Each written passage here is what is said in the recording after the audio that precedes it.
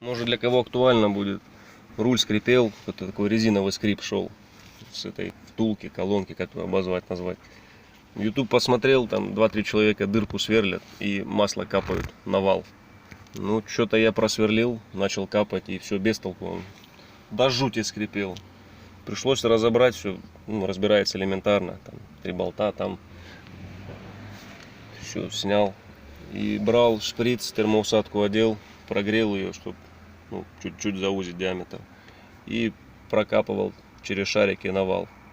Не знаю, она может стоит, это резиновая втулка, либо фторопластовая, прям за этим, как его, за подшипниками. Все промазал, теперь ничего не скрипит. Руль, по-моему, мягче крутиться начал, что ли.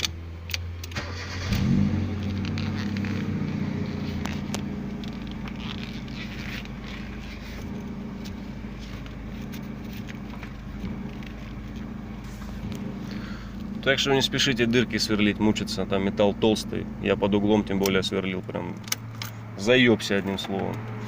Просто проще разобрать, прокапать все и заодно подшипнички помазать. Как-то так.